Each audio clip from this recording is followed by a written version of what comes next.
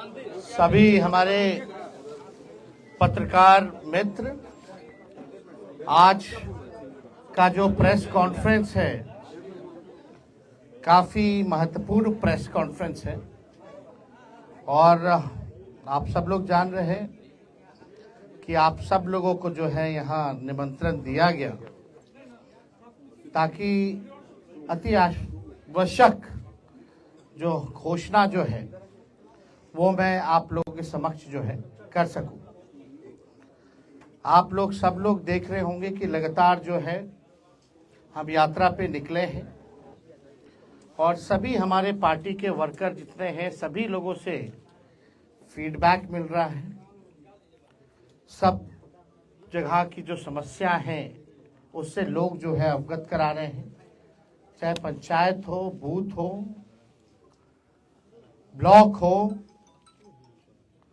जिला हो, हर जिले बिहार में हम जाने का काम कर रहे हैं।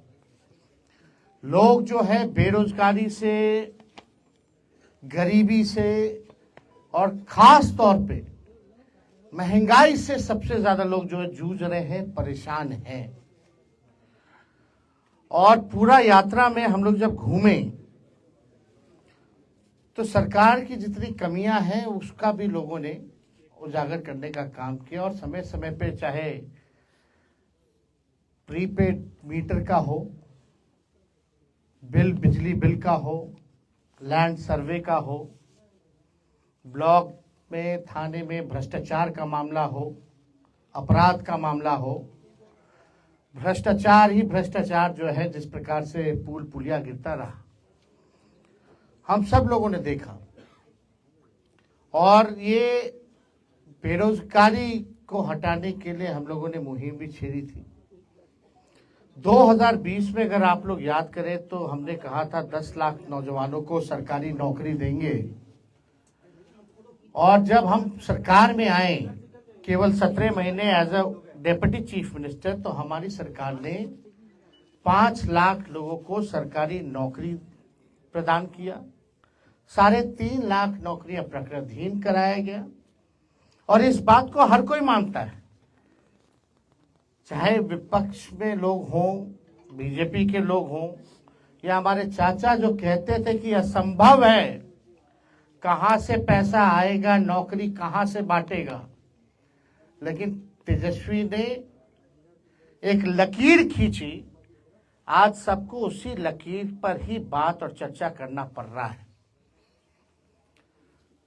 देखिए, बिहार में जो आधी आबादी है, मेरा पूरा मानना है कि महिलाओं को जब तक हम लोग सशक्तिकरण नहीं करेंगे और कोई भी काम के लिए जब तक महिलाओं का योगदान ना हो, महिला अगर साथ ना हो तो उस लक्ष्य की प्राप्ति नहीं की जा सकती है।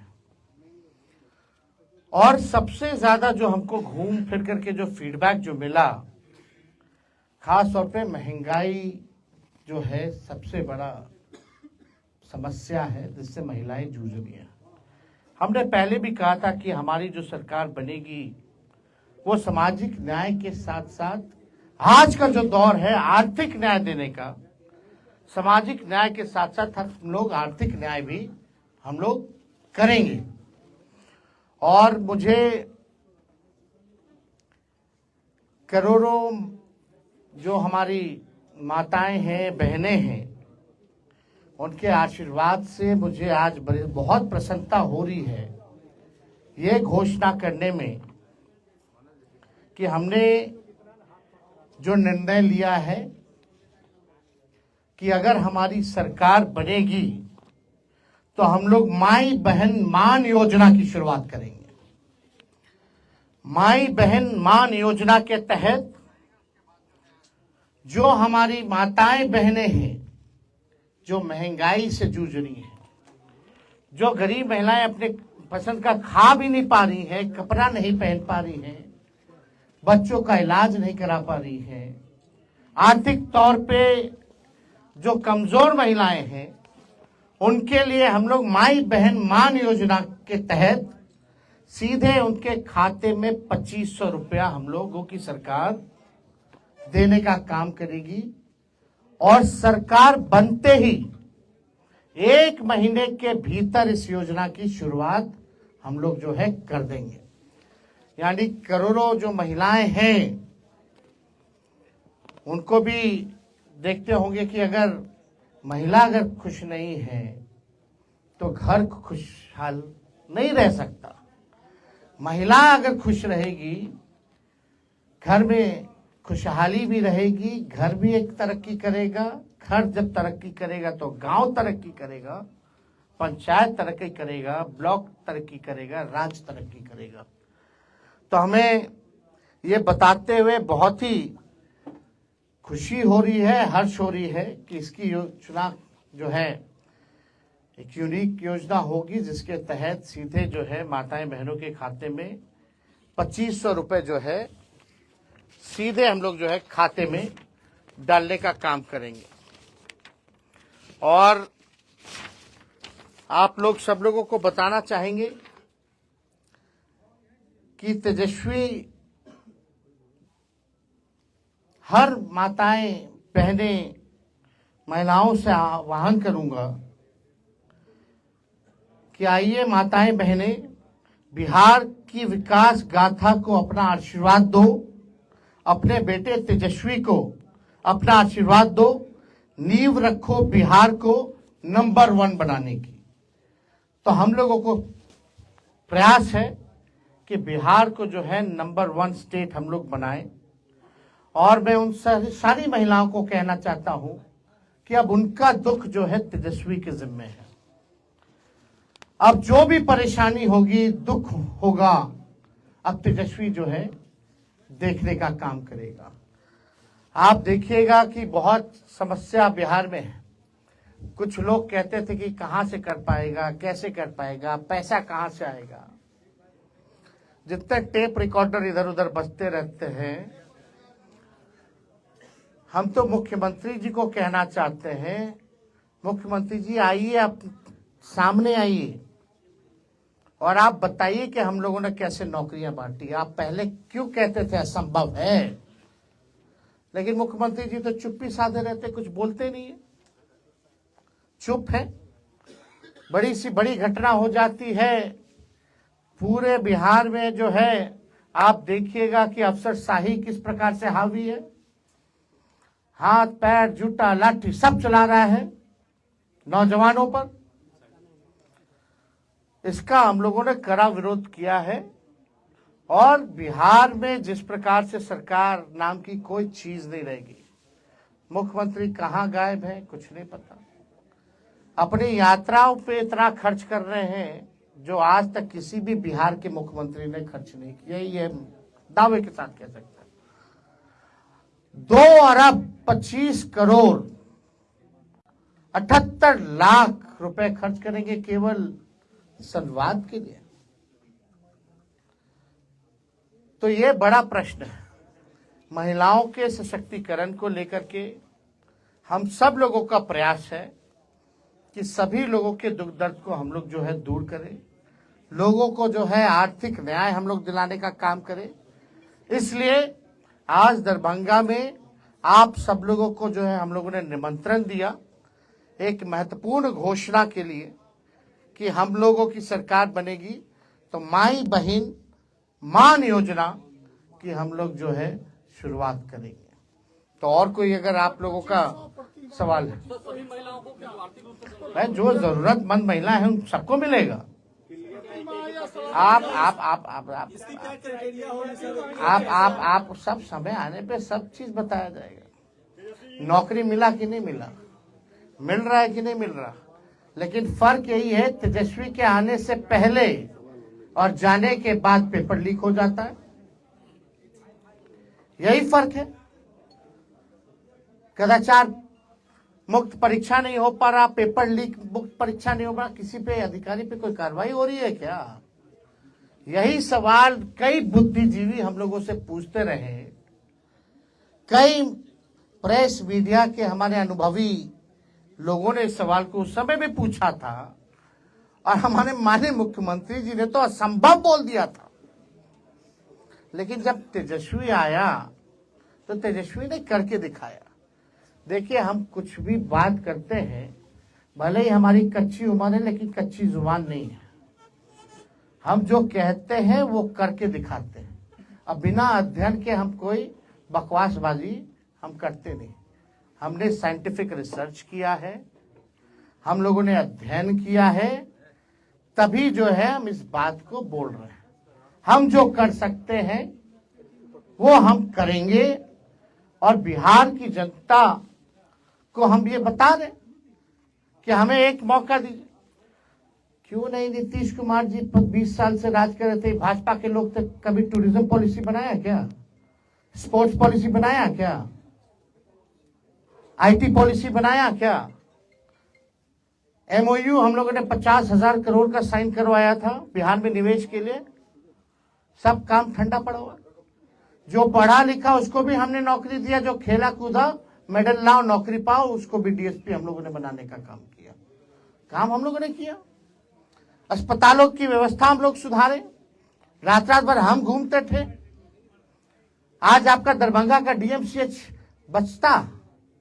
बचाने वाला कौन है? क्या हालत थी डीएमसीएच की? वहां एम्स ले जाना चाह रहे थे। दरभंगा में हम ही ने कहा कि भाई डीएमसीएच पीएमसीएच के बाद सबसे बड़ा है, इसकी फैकल्टी मेंबर इंटरनेशनली है, ये ऐतिहासिक जगह है, इसको हम लोगों को बचाने की जरूरत है, इसका विस्तार करने की जरूरत है। यहाँ एम्स अगर खोला जाए तो और थोड़ा बाहर जाकर के खोला जाए ताकि शहर का भी जो है बढ़ेगा, फैलेगा। और आज देखो प्रधानमंत्री को भी आना पड़ रहा है वही काम के लिए, जो काम हमने किया उसी का शिलान्यास करके गए। जमीन किसने दिलाई? कब हुआ? ये किसके कार्यकाल में हुआ? 17 महीने में हुआ। हमने कितना, मांडविया जी उस समय स्वास्थ्य मंत्री थे, हम लोगों ने चिट्ठी भेजा। तो सब चीज ऑन रिकॉर्ड है, सब चीज किसी से छुपाया नहीं जा सकता ना। क्यों नहीं मुख्यमंत्री जी को ख्याल आया भाई कि स्पोर्ट्स पॉलिसी बनानी चाहिए? मोनी हक का पूरा हम बनवा दिए, ताले चाचा जी चले गए। आज वही किया हुआ काम को लेकर के लोग बार बार घूम रहे हैं। आज ध्यान आ रहा है कि इस बात की डबल इंजन की सरकार, बिहार को विशेष राज्य का दर्जा नहीं मिल रहा। क्यों नहीं दिला पा रहे? अब तो खुद सरकार में, सरकार गिरा दो नहीं दे रहा बिहार को, तो कब दिलाएंगे? तो देखिए ये बहुत ही आवश्यक है। महंगाई जो है कमर तोड़ महंगाई, जब से भाजपा आई है तब से कमर तोड़ महंगाई है। पेट्रोल हो, डीजल हो, आपका गैस सिलेंडर हो। बिहार जैसे हमने कहा कि हमारी सरकार बनेगी तो 200 यूनिट फ्री में बिजली हम लोग दिलवाएंगे। ये सब काम हम लोग करेंगे, बिहार की जनता के लिए काम करेंगे। मालिक है जनता, लेकिन कुछ लोग जो है अपना ही घर चलाने में लगे हुए हैं, अपना ही धंधा चला रहे। बिहार आज नीति आयोग की रिपोर्ट उठा के देख लो, अगर 20 साल तक इन लोगों ने राज किया, भाजपा और जदयू ने, यहाँ 11 साल से केंद्र में सरकार है, अभी भी सूचकांक में देख लीजिए सबसे नीचे, पलायन में बिहार नंबर 1 है, गरीबी में नंबर 1 है, महंगाई है, यहाँ बेरोजगारी में नंबर 1 है कि नहीं है? कोई इस बात को झुटला सकता है? जब आप 20 साल मुख्यमंत्री रह करके इन चीजों को आपने ठीक नहीं किया तो कब कीजिएगा? जितना इनका इंफ्रास्ट्रक्चर है सब फ्रैक्चर हो जाता है, चूहा काट देता है बांध, पुल गिर जाता है। तो देखिए हम लोग काम करने वाले लोग हैं, हमारे पास विजन है, हमारे पास रोड मैप है, हम लोगों ने अध्ययन किया है और हम लोग चाहते हैं कि बिहार को हम लोग अव्वल राज्यों में लाएं, बिहारियों की तरक्की हो, किसी बिहारी को बाहर ना जाना पड़े। इसलिए हम लोगों ने निवेश लाया था 50,000 करोड़ का, हमारी जब 17 महीने की सरकार थी। एमओयू भी हुआ, यहाँ समीर महासेठ जी बैठे हुए मंत्री थे, किसी से छुपा नहीं है ये बात, ये ऑन रिकॉर्ड है। तो बिहार हमारा कैसे आगे बढ़ेगा उसके लिए हम लोग जो है काम करेंगे। और हमने तो पहले भी कहा, मिथिलांचल हो या सीमांचल हो, यहाँ के लिए हम लोग जो है अलग से एक आयोग का हम लोग गठन करेंगे, ताकि मिथिला के विकास के लिए और सीमांचल के विकास के लिए जो है मजबूती से क्या कमी है, कैसे इसको दूर किया जाए, उसके आधार पे हम लोग काम करेंगे। और कोई आप लोगों के पास सवाल? एक चुनाव के बारे में क्या कहना चाहते हैं? एक देश एक चुनाव कराने की तैयारी जोर शोर से चल रही है। बिहार का पहले एक फेज में करा लेना चुनाव, एक ही राज्य में ना चुनाव होता है। जब बिहार का होता है तो जो आयोग एक बाई इलेक्शन नहीं करा सकता एक साथ, तो उससे क्या अपेक्षा की जा सकती है? बिहार में क्यों नहीं करा रहे एक फेज में? जब एक ही राज्य का चुनाव होता है पूरे देश में, तो पहले ये तो करवा लो भाई, बाद में देखा जाएगा। पॉलिसी सही है या गलत है, क्या करना चाहिए? नीति क्या अभी जो चल रहा है उसमें क्या गलती है? अभी क्या उनका तो ठीक नहीं खर्चा है? ज्यादा बैठता है, कम खर्चा में। मोदी जी कितना बचेगा खर्चा? कितना खर्चा बचेगा? जो भी खर्चा बचेगा तो बीजेपी के लोग, बिहार सरकार गरीब राज्य, कितना विज्ञापन पे डेली पेज पे आ डाल रहे हैं। इन लोगों ने 11 साल अब 20 साल में कितना खर्च किया विज्ञापन पे? माई बहन योजना की क्या क्राइटेरिया होगी सर? आपको तो सारा बता ही दिया, अब क्या जानना है उसमें? सर आपने कहा कि डीएमसीएच बचाने के लिए एम्स, एक मिनट सर सवाल पूरा सुना। डीएमसीएच बचाया गया, एम्स बनाया गया, वो अपनी जगह बिल्डिंगें खड़ी होती है, लेकिन आज भी धरातल पे स्वास्थ्य व्यवस्था है डीएमसीएच की कहाँ पे है? अरे भाई आप हम तो जान रहे हैं, इसलिए ना हम घूम घूम करके भाई रेड मारते थे। सर लेकिन दरभंगा कि के लोग वास्तविक चाहते थे फिक्र। कि डीएमसीएच का दौरा एसपी यादव क्यों नहीं किए, जानना चाहते थे। भाई हर जगह जा रहे थे, हर जगह काम कर रहे थे। चलो ठीक रिपोर्ट नहीं आती है ठीक सर। एक मिनट क्या ये मान लिया जाए कि आरजेडी अब पूरे तौर पे चुनावी मोड में आ गई है? जिस तरह से आप घोषणा कर रहे हैं, जिस तरह से आप बता रहे हैं कि हम जनता के लिए क्या करने वाले हैं, हमारा विजन क्या है। जनता नहीं जानना चाहती कि हम क्या करेंगे अगर सत्ता में आएंगे तो जनता तो जानना चाहती है, तो हम बताएंगे। क्या चुनावी मोड में आ गए हैं? अरे चुनावी मोड में आए या ना आए, हमने तो हर बार ये कहा है कि चुनाव के बाद हमने काम करके भी दिखाया है, और जो कहते हैं हम लोगों ने किया है। अब चुनावी मोड में आपको लगता है आए हैं तो हम आ गए, क्या दिक्कत है? मांग रहे हैं हाँ 17 महीने का मेहनताना मांग रहे हैं। अरे 17 महीने का हम तो अभी कुछ किए ही नहीं। 17 महीने में अपने सक्षमता का हमने 5% भी नहीं किया भाई। हमको काम करना है, आगे बिहार को आगे ले जाना है। चलिए बहुत बहुत आप सब लोगों का बहुत बहुत धन्यवाद सब लोग।